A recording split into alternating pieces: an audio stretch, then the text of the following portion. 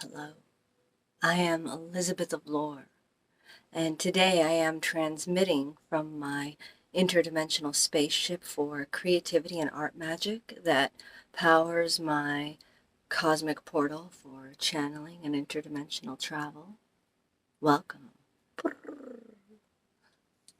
So, today I'm going to talk about a topic that is a little dark, but I'm going to give some hope and a different perspective on it. So, this video is for people who have struggled with feeling like life isn't worth living, who may now or in the past have struggled with feelings of wanting to end your life. This is a video about my experiences with that and how they may be able to help you. Okay, so first I want to make a little note. It's very hot where I live. I live near a subway. I don't know if you can pick that up or not. There's a train going by right now. If you get a little bit of background noise for that, I apologize. My window's open and I'm not closing it because it's too hot. So please bear with me on that. Anyway, here we go. So, in the past, for many, many, many years, I was very, very depressed to the point that of being suicidal, to the point that I thought about ending my life a lot and in a few instances attempted it. And it was a very, very dark time in my life. I suffered very severe abuse for several years when I was a young person, when I was a teenager, and I developed post-traumatic stress disorder as a result of that. I lived with that for many years. I ended up self-medicating with opioids and becoming addicted to heroin and then eventually fentanyl when that saturated the streets, and I lived that way for about 10 years, which was very difficult and painful. And there were many occasions in which I either actively attempted to end my life or simply lived in a way in which I really didn't care if I lived or died. And I took actions that could have killed me. And here's where things get a little strange, because it's my video, so I'm going to be real. And I am strange, and the multiverse is strange. I did die. I succeeded in ending my life. I overdosed many times, and there were times when I was revived with Narcan, which if you're not familiar, it's a drug, a chemical that can reverse an opioid overdose. But there were times that I was not revived. There were times when there was no reason why I should have come back. But I now understand what happened, which is that we live in an infinite multiverse. And in that sphere, we don't actually die in our own experience. Which is not to say never. Perhaps if there is a time when we are meant to finally no longer inhabit this body and this life, then maybe yes, we will leave, our consciousness will leave it. But until that time comes, we cannot leave it. So what I did was I left a timeline, right? I left a timeline. So there was a timeline in which I died, and the people who loved me mourned me and have to live with that grief. But my consciousness continued in the timeline where I survived. But here's what happened to me afterwards. Every time one of those things happened where I either intentionally took my life or I overdosed or died because I just didn't care and was very reckless with the intention of just, if I die, it doesn't matter. My life, when I returned, was much worse. It was much heavier. A lot of bad things happened. I had to go through a lot of difficulties. So I wouldn't say this was a punishment. Some people might say, oh, you're being punished. It wasn't a punishment. It was the vibration I was in. But I went into the vibration of not caring about life, of not wanting to be alive. And so life showed me a life that matched that. But I'm going to tell you another story. So,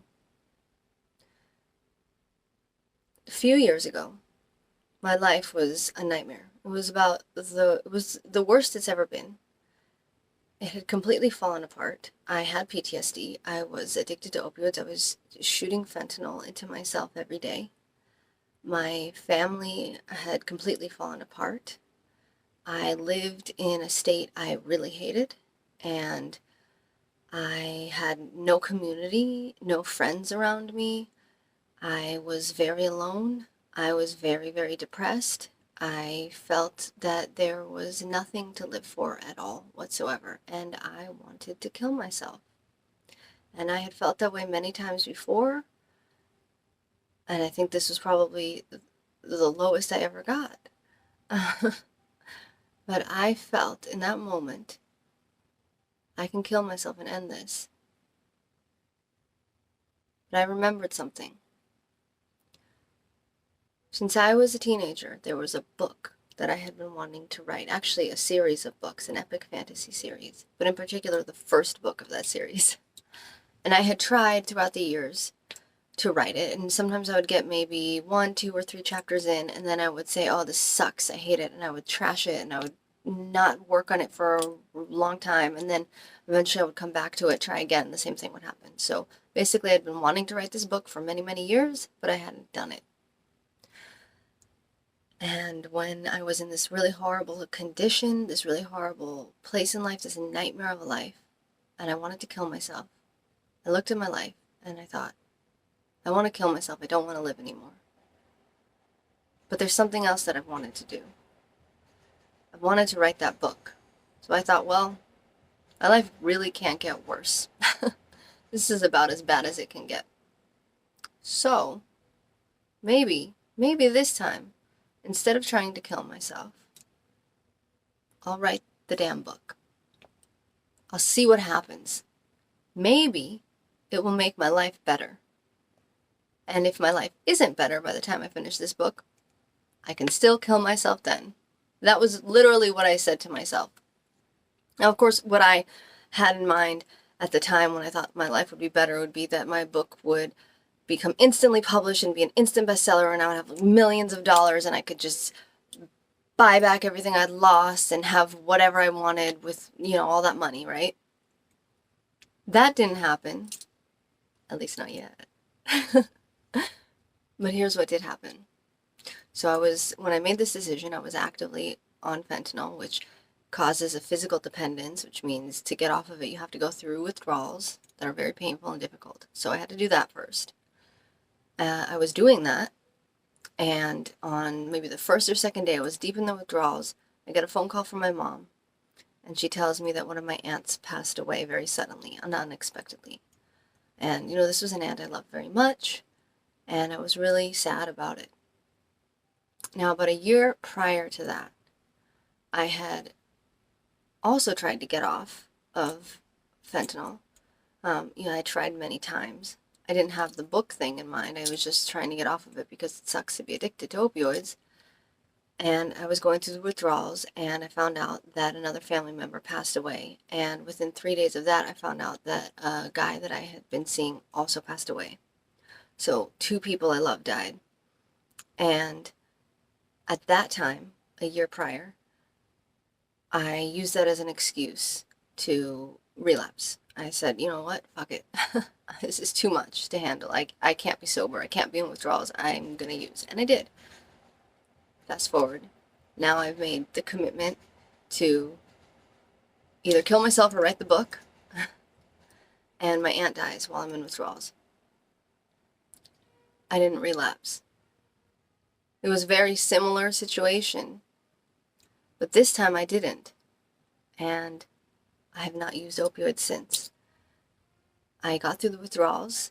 Life was still rough. I still had PTSD. I still craved opioids. It was hard. But I sat down every day and I worked on that book. And that is when the magic started.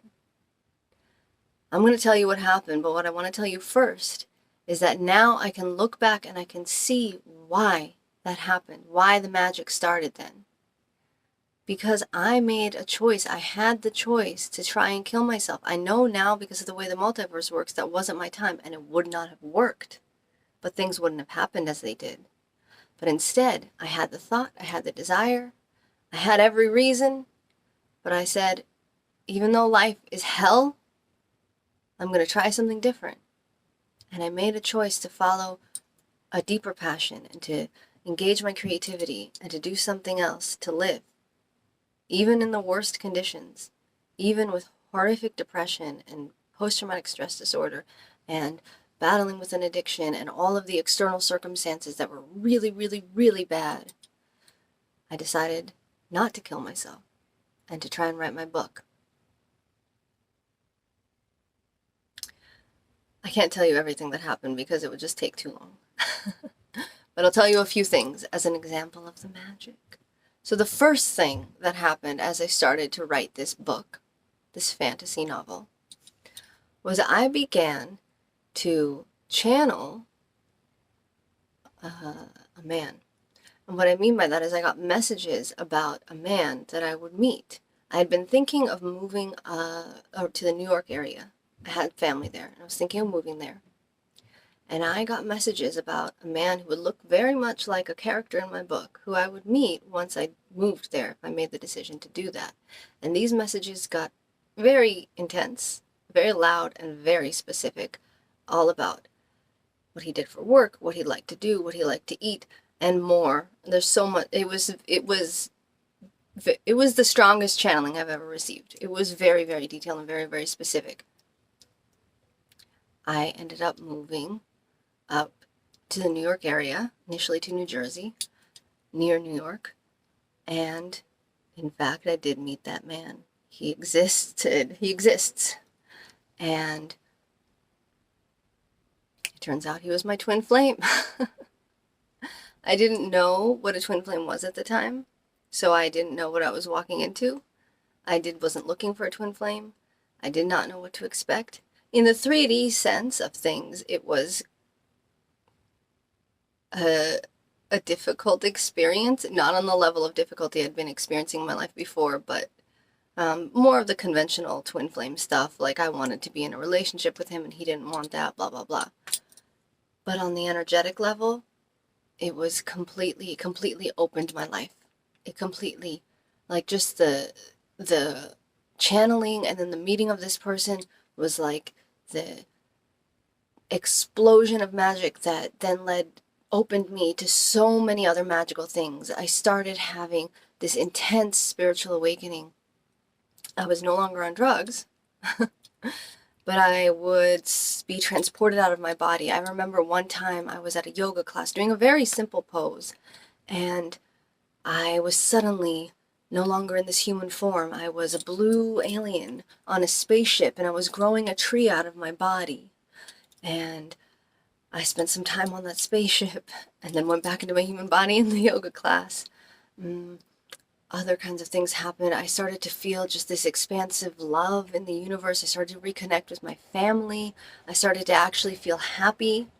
I remember one time I was laying in Central Park and a butterfly landed right on my heart and just sat there. I had dragonflies landing on me. I had these mystical experiences with turtles, just all of these amazing things. And then, not as intense as that initial channeling with my twin flame, but I started to channel other people for my book. There was a fairy king who I got a message from a fairy entity in a tree that told me that I was going to meet her brother soon. And lo and behold, I did meet someone who identifies as a fairy king. And we became very good friends and started to have a lot of past life remembrances, some of which were painful and difficult, but all of which were important for my soul to recognize and work through. And with this person, actually, with this fairy king, I ended up meeting a couple of mushroom growers, psilocybin mushroom growers, magic mushroom growers, who made a tincture of mushroom microdosing tincture. And they started talking to me about how good that is for trauma. I hadn't used psychedelics since I was a teenager or early 20s. It had been a really long time.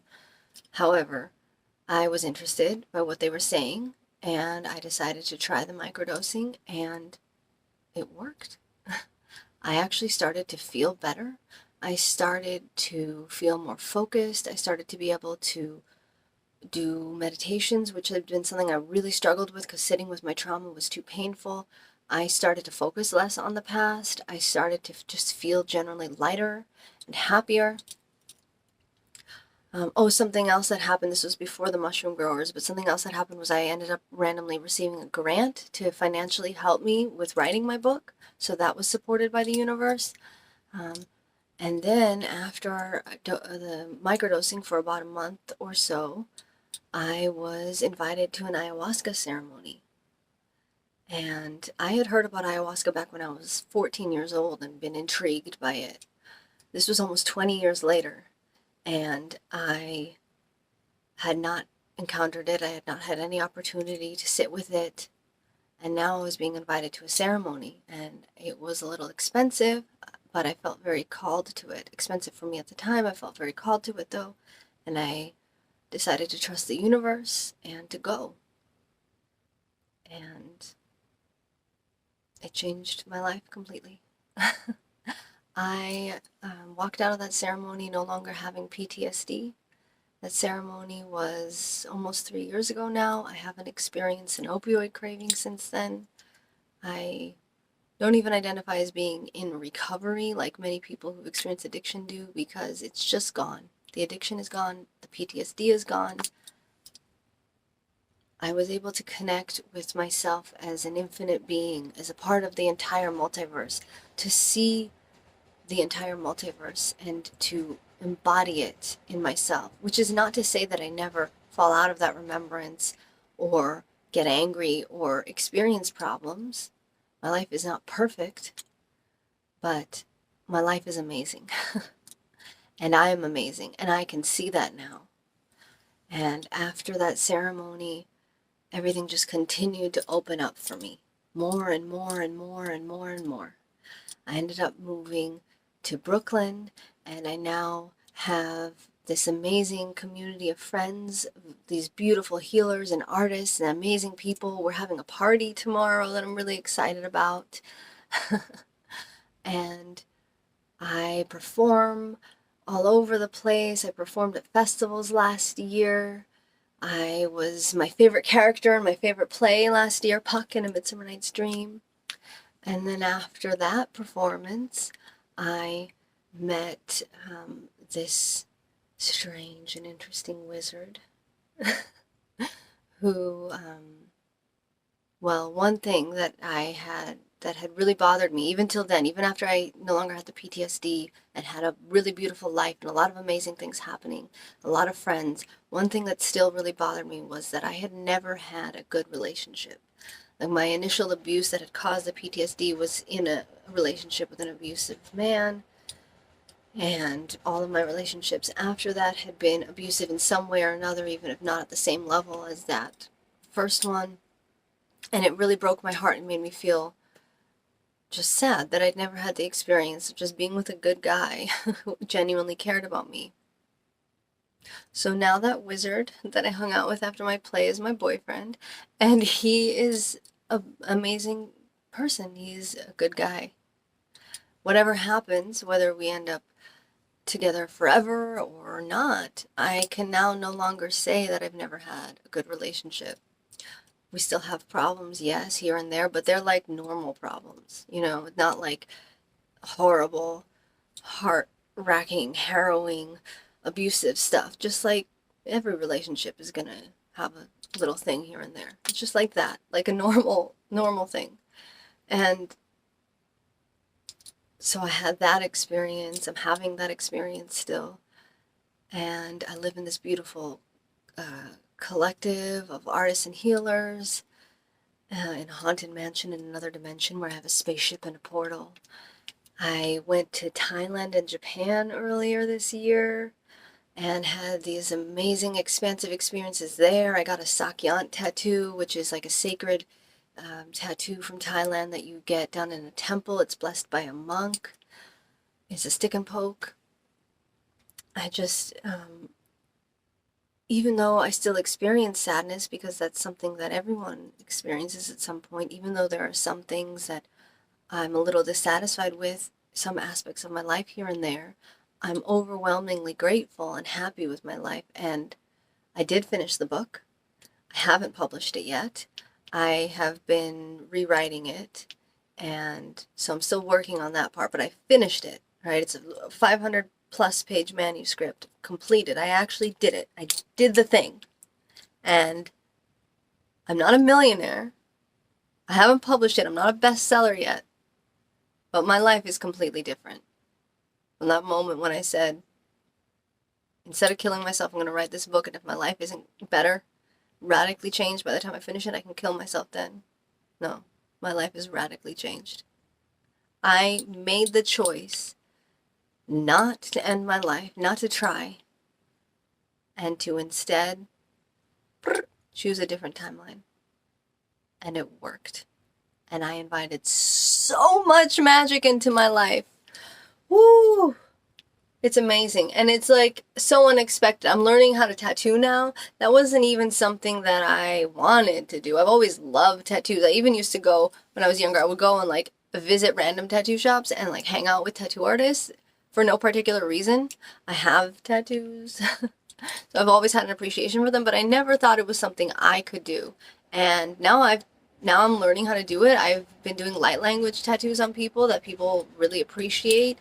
It's a difficult skill. I can't say that my tattoos are the greatest, but they're also not terrible. Like they're nice. They're nice little tattoos, and I can see the progress I'm making. And it's something I'm really excited about. So I have a lot going on that is amazing, that is beautiful, that was completely 100% unfathomable to me 4 years ago when I made that choice not to kill myself, even though I was living a nightmare. So my message to you is that the universe is far stranger than we can sometimes see or imagine. And if you are feeling like ending your life, one, if it's not your time to go, you're not going to succeed. Yes, a timeline may exist where you succeed, and there may be heartbroken people. That's why we experience the deaths of others, because those timelines exist. But you yourself, you will continue.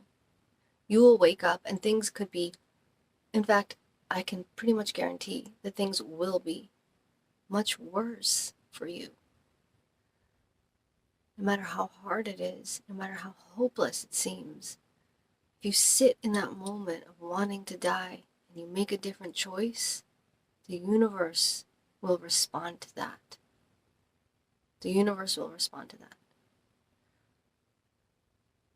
And that will be unique to your path and your story. So it may not look exactly like mine, but it will respond and things will get better. And I told this all in a compacted way, right? So it sounds like it all happened really fast. And I would say in the context of how fast or slow things could go, it did happen fast. But also this was many years' journey. And I did experience a lot of continuing pain and difficulties along the way. So it wasn't like I was like, I'm going to write my book, and then the next day I drank ayahuasca and was fine. I had to deal with stuff still, and I still do, right? But now I've had experiences, I've gained experiences, the universe has brought me experiences that have given me tools to be able to deal with difficult feelings and difficult moments, and to be able to sit with and handle in a better way my pain and anxiety and dissatisfaction. So it's no longer such a dire thing, right? So that's my message. If you're feeling like there's nothing left for you, then just release yourself to the universe. Don't end your life. Just release yourself to the universe the way I did. Make a bargain. I'm going to do this thing, this crazy thing, right? Trying to write a best-selling novel is a really high goal. It's a crazy, to some people, aspiration. Maybe it won't turn out exactly how you have planned in your mind, but the universe will respond. And maybe it'll be even better, because I'm going to be completely honest with you now. As much as I would still like to get that book published and have it be a bestseller, have the message reach everyone, because I think it's a really beautiful and important message in that book, and have a bunch of money and financial stability from my writing to be able to do whatever I want. As much as I want all of that still, I would rather have all of the experiences that I had since the time that I said I was going to write that book than to have instantly gotten all that. Like, the magic is way better. Way better. So the universe responded and gave me something cooler than what I wanted. Something I couldn't even imagine. How could I have asked for that? How could I have asked to be shown the expanses of the multiverse? How could I have asked to meet my twin flame that I didn't even know was a thing? How could I have asked to meet a bunch of past life connections that would open me up and heal me in a way that was way deeper than what I thought I even needed or was even possible? How could I have expected to meet an amazing art wizard? How could I have expected to make all of these amazing friends? I haven't even listed half of it. I have this beautiful best friend who just, she lives in a different state, but just the fact that she exists and her state is close enough to be able to come and visit occasionally, like the fact that I can talk to her and that she exists and that I have that connection now. Whew, it's amazing. How could I know that I would reconnect with old friends from the past and be able to have amazing adventures like going to Thailand and Japan and Mexico? How could I have known any of that? How could I have asked for any of that? I couldn't have. But that's what I got because I made a different choice. So just make a different choice and see what happens. That's it. That's the whole message.